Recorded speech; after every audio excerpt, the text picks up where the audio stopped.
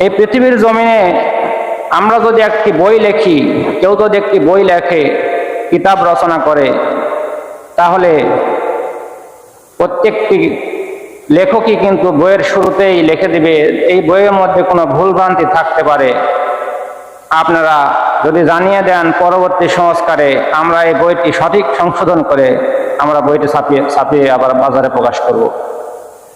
কোনো লেখক কেমন আছে যে এই কথা তার বইয়ের শুরুতেই লিখে দেয় যে আমার এই বইয়ের মধ্যে একটা ভুলও নাই? এরকম কোনো বইয়ের মধ্যে থাকে কেউ লেখে?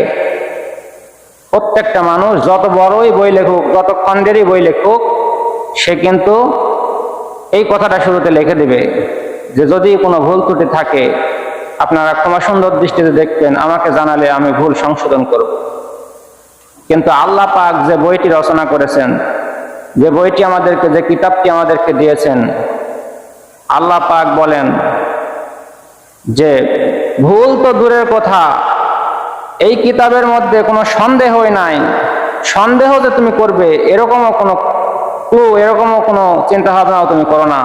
সন্দেহ করার মতন কোনো অবকাশ তোমার নাই।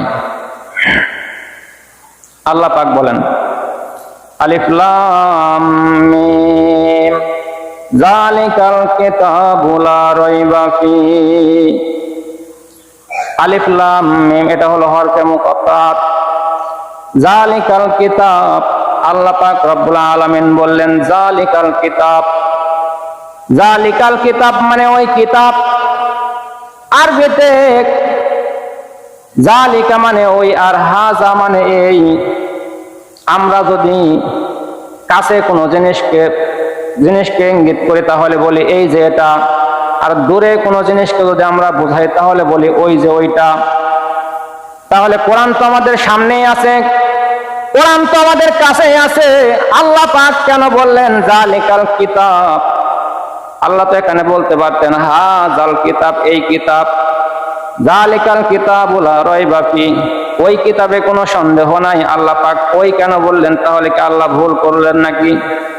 না না, মুফাসসিরিনে কেরাম বলেন আল্লাহ পাক ভুল করেন নাই।